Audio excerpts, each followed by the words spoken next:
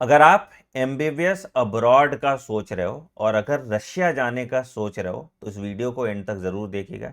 ऐसी बहुत सारी बातें होती हैं जो हमें नहीं पता होती और हमें कॉलेज जाने के बाद पता चलती है और फिर हम अपने डिसीजन पे रिग्रेट करते हैं।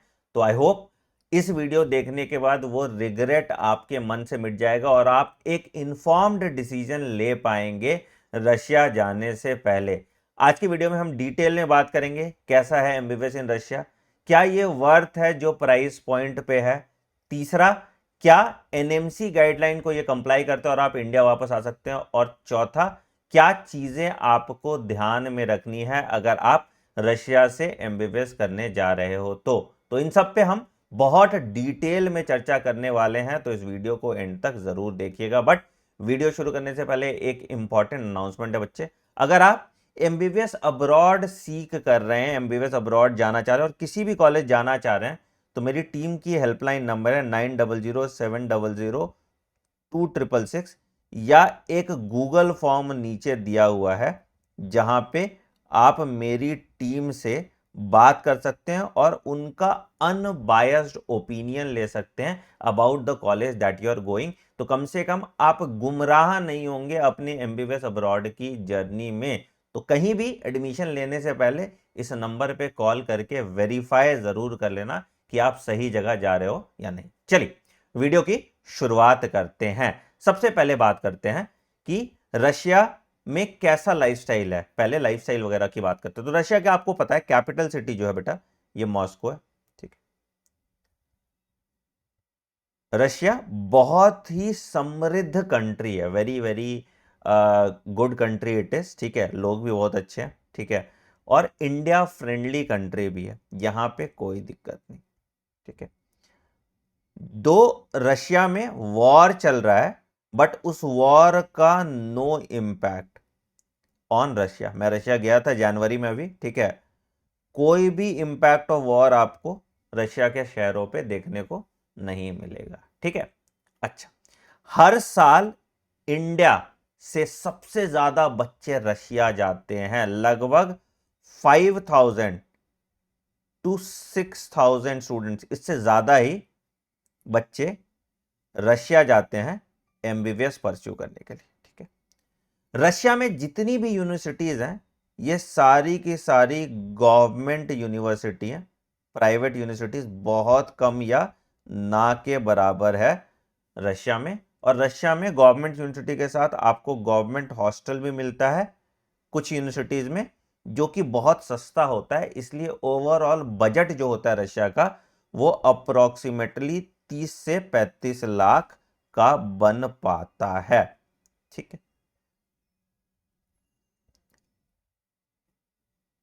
रशिया जो आपको कॉलेजेस प्रोवाइड करता है वो आपको एमडी डिग्री देती है।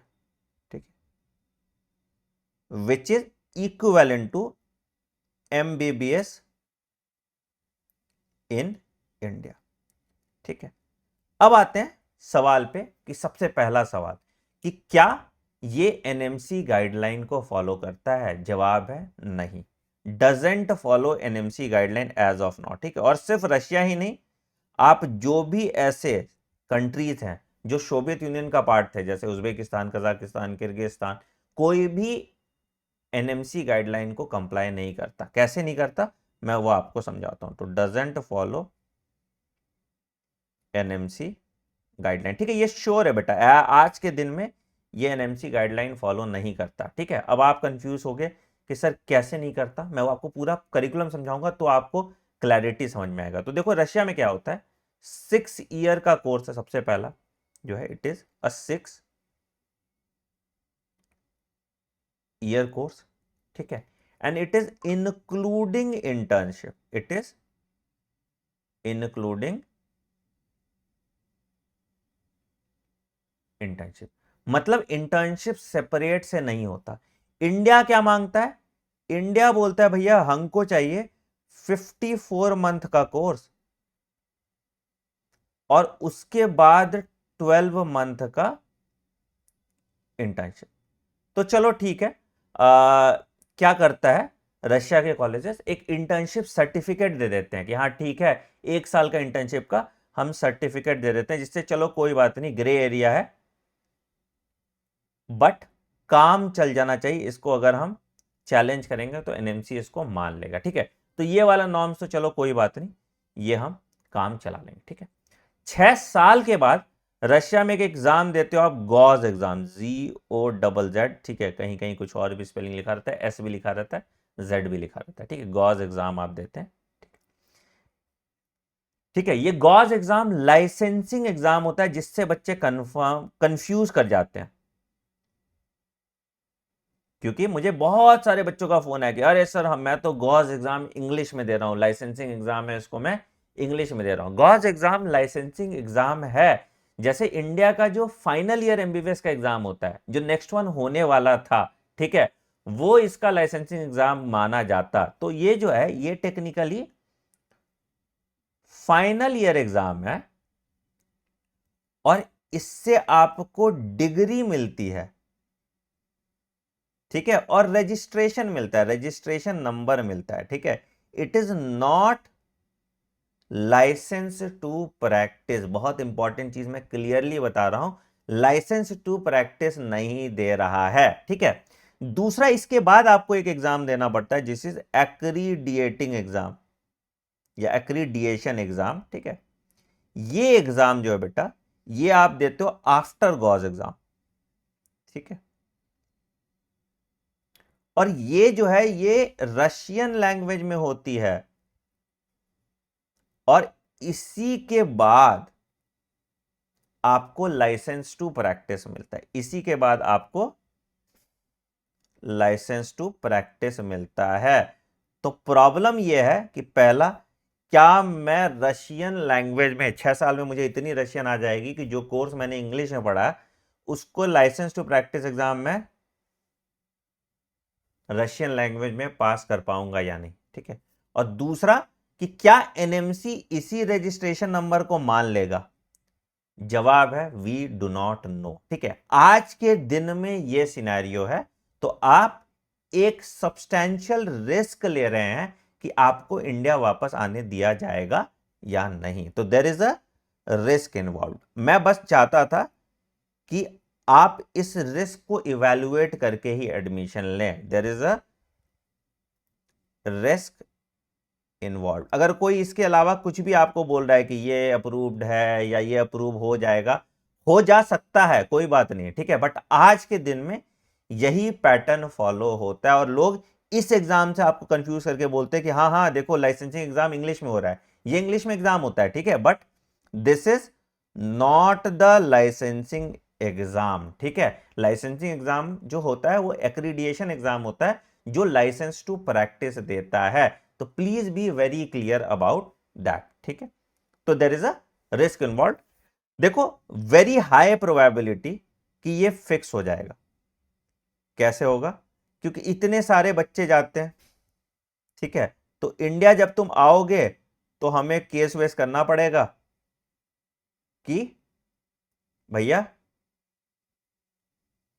आप हमें प्रैक्टिस करने का मौका दीजिए इंडिया में, या हमें एग्जाम में अपियर होने का मौका दीजिए, ठीक है। बट इसका आपको जो पता चलेगा, ये आपको पता चलेगा पहला बैच 2021 बैच जो है, ये जब पास करेगा और इंडिया आएगा तब जाके आपको पता चलेगा। तो 6 साल पकड़ लो, तो 2027 में इस पे कोई भी क्लैरिटी मिलेगी तो आपके टाइम तक होपफुली कुछ ना कुछ हिसाब किताब निकल जाएगा, क्योंकि उस टाइम तक 30,000 ऐसे बच्चे फॉरेन मेडिकल ग्रेजुएट्स होंगे जो रशिया में होंगे, ठीक है। मान लो खुदा ना खास्ता सरकार बहुत रिजिड हो जाती है और नहीं कर पाती, तो आपके पास ऑप्शन बचता है यूएसएमएलई का, ठीक है। आप यूएसएमएलई कर सकते हैं, बट रशिया से यूएसएमएलई का भी रास्ता थोड़ा डिफिकल्ट होता है, क्योंकि यूएस वीजा मिलने में आपको दिक्कत होती है, थोड़ी दिक्कत होती है, बहुत ज्यादा नहीं होती, ठीक है। आप प्लैब के लिए जा सकते हैं, ठीक है।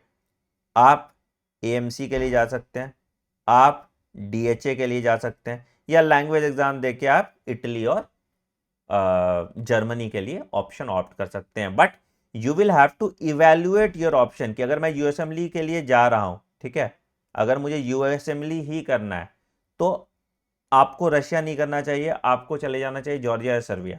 ठीक है, ये सब चीज आपको ध्यान में रखना होगा। ठीक है, तो देखो मैं एक प्रायोरिटी लिस्ट तुमको पहले भेजता हूं और उसके बाद फिर अगर मेरी मजबूरी है, मेरा बजट ही इतना है, तो उसके क्या रिकमेंडेशन है वो भी आपको भेजता हूं। ठीक है, देखो if you have a good budget, अगर मान लो आपका बजट ग्रेटर देन 55 लाख है, ठीक है, और आपको इंडिया आना है, ये फॉर श्योर है, तो आपको अभी मेंटल पीस चाहिए और कुछ नहीं करना, तो आप नेपाल जाइए। ठीक है, मेरी टीम आपको हेल्प करती है। ठीक है, अगर आपका गोल, ठीक है, मेरा बजट लेट्स से 45 लाख के आसपास, मैं ऑल इंक्लूसिव बात कर रहा हूं, ठीक है, रहना खाना मिला के बात कर रहा हूं, ठीक है, और आपको इंडिया का भी ऑप्शन देखना है, या आपको लेट्स से अब्रॉड या यूएसएमएल का देखना है, मतलब ठीक है, या यूरोप में सेटल होना है, तो यहां पे जो बेटर पाथवे बनता है वो बनता है सर्बिया का और जॉर्जिया का। बट जॉर्जिया के भी अपने ड्रॉबैक हैं। जॉर्जिया में प्राइवेट यूनिवर्सिटीज भर भर के इंडियन स्टूडेंट्स हैं, जो उतनी बड़ी सिटी है नहीं जो अकोमोडेट कर पाए। तो जॉर्जिया पे मैं एक डिटेल में अलग से वीडियो बना दूंगा। ठीक है, कमेंट सेक्शन में बता दीजिए कौन कौन सी यूनिवर्सिटीज को इंक्लूड करना है, मैं उस पर एक डिटेल वीडियो अलग से बना दूंगा। ठीक है, और उसके बाद अगर आपका बजट ही कम है, लेट से आपका बजट 30 लाख है या 35 लाख है, तो आप फिर रशिया चूज कीजिए। फिर बाकी CIS कंट्री से सबसे अच्छा जो है आपका रशिया ही, क्योंकि अगर आपको करना ही है तो फिर आप रशिया चूज कीजिए, बाकी देखा जाएगा जो होगा। ठीक है, तो this is the priority order that you should follow for taking admission, ताकि आप इंफॉर्म डिसीजन ले पाए। ठीक है, अब बात करते हैं क्या क्या चीजों का हमें ध्यान रखना है कॉलेज में एडमिशन लेने से पहले। सबसे पहला चीज, इंग्लिश में पढ़ाया जाता है। हालांकि अब जितनी भी यूनिवर्सिटीज हैं वहां सब जगह इंग्लिश में पढ़ाया जाता है। ठीक है, कोई दिक्कत नहीं। ठीक है, दूसरा चीज आपको लिखना है, देखना है डिस्टेंस फ्रॉम इंपॉर्टेंट सिटी। तो रशिया में 2 इंपॉर्टेंट सिटी है। ठीक है, एक आपका सेंट पीटर्सबर्ग है, एक आपका मॉस्को है। तो उनसे क्या, कितनी दूरी पे ये कॉलेजेस है। ठीक है, तीसरा चीज जो आप देखोगे वो देखोगे इनकी फैकल्टी। हालांकि ज्यादातर जगह जितने भी आप रशिया के कॉलेजेस जाएंगे बहुत अच्छी फैकल्टी आपको नहीं मिलती हैं। तो ये आप फैकल्टी आप याद रख लीजिएगा, नॉट अप टू स्टैंडर्ड। ठीक है, आपको खुद से ही अपने से पढ़ना पड़ता है। ठीक है, चौथा चीज अगर आप देखिए कि बहुत ज्यादा इंडियन स्टूडेंट्स नहीं हो। देखो यार, बहुत ज्यादा इंडियन स्टूडेंट होता है, बहुत अभी कॉलेजेस है जहां पे इनटेक से ज्यादा बच्चे ले रहे हैं। ठीक है, तो वहां क्या दिक्कत होती है कि वहां पे मिसमैनेजमेंट होता है और उतनी सीट्स होती नहीं है, और इन बच्चों के साथ गलत हो जाता है। तो ये ध्यान रखिएगा। इसको चेक करने का सबसे अच्छा तरीका है, क्या मुझे गवर्नमेंट हॉस्टल दे रहा है कि नहीं। अगर आपको गवर्नमेंट हॉस्टल मिल रहा है मतलब फिक्स इनटेक है ना, तो ऐसे कॉलेज में ही जाइए जहां पे गवर्नमेंट हॉस्टल देता है। ठीक है, अब बहुत लोग कॉलेज को कुछ टर्म पे बेचते हैं, क्या, कितना पुराना कॉलेज है। क्या करना भैया तुमको, कितना पुराना कॉलेज है। Old college should not be a criteria for your admission. दूसरा, बच्चे देखते हैं कि FMGE पासिंग परसेंटेज किसका कितना अच्छा है। मैं आपको बता देना चाहता हूं, ये जो FMGE पासिंग परसेंटेज है, it has nothing to do with college. College की पढ़ाई से FMGE पास नहीं हुआ है। FMGE पास तब हुआ है जब जिस कॉलेज के कॉन्ट्रैक्टर ने इंडियन प्रोफेसर्स को उन कैंपस में बुलाया है, या वही बच्चे मेहनत करके इंडिया में तैयारी करके FMGE पास किए, तो उनका FMGE पासिंग परसेंटेज बढ़िया है। तो FMGE पासिंग परसेंटेज नहीं होना चाहिए क्राइटेरिया। और एक और इंपॉर्टेंट क्राइटेरिया होना चाहिए, दैट इज क्लाइमेट। बहुत ठंडी जगह जैसे साइबेरिया या बहुत ऊपर, क्लाइमेट अगर -30 डिग्री से ज्यादा जा रहा है तो वहां आपको नहीं लेना चाहिए एडमिशन, क्योंकि आपकी लाइफ बहुत ज्यादा डिफिकल्ट हो जाती है। तो ये क्राइटेरिया रख के आप कॉलेजेस को चूज कीजिए अकॉर्डिंग टू योर बजट। ठीक है, एक बजट पे भी आ जाता है। ठीक है, अब रशिया में 3 तरह की यूनिवर्सिटीज होती हैं। एक होती है, इसको हम कहते हैं फेडरल यूनिवर्सिटी। जैसे हमारे यहाँ सेंट्रल यूनिवर्सिटी होती है ना, ये होती है फेडरल यूनिवर्सिटी। जितनी भी फेडरल यूनिवर्सिटी है ये सब बहुत अच्छी, ठीक है। बट फेडरल यूनिवर्सिटी में क्या होता है कि जो ऑनलाइन एग्जाम होता है, इनका एग्जाम होता है, ये टफ होता है, ठीक है। तो आपको बोल तो देंगे कंसल्टेंट कि हाँ ठीक है मैं फेडरल यूनिवर्सिटी में एडमिशन करा दूंगा, जैसे बहुत नाम होता है कजान फेडरल का या इमानुअल, ठीक है, या फार ईस्टर्न का, ठीक है। तो फेडरल यूनिवर्सिटीज का एग्जाम टफ होता है, तो आप फेडरल यूनिवर्सिटी के लिए अप्लाई तो कीजिए, बट 50% से ज्यादा फॉर्म रिजेक्ट हो जाते हैं। तो फेडरल यूनिवर्सिटी के साथ आप एक बैकअप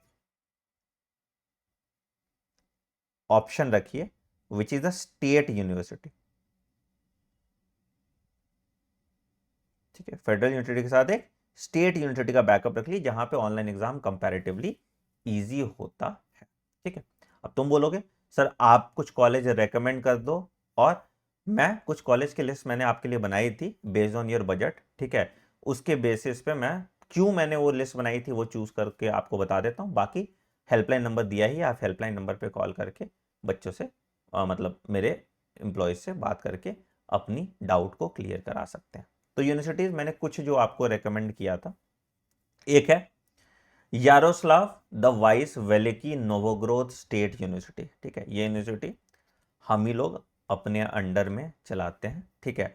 तो यहाँ पे आपको कोई करप्शन नहीं देखने को मिलेगा, यहाँ पे आपको गवर्नमेंट हॉस्टल मिल जाएगा, and it is 117 kilometre from Petersburg. तो ये सेंट पीटर्सबर्ग के पास है, 117 किलोमीटर टू सेंट पीटर्सबर्ग, जो सेकंड सबसे बड़ी सिटी है आपकी, ठीक है। ये लो कॉस्ट भी है,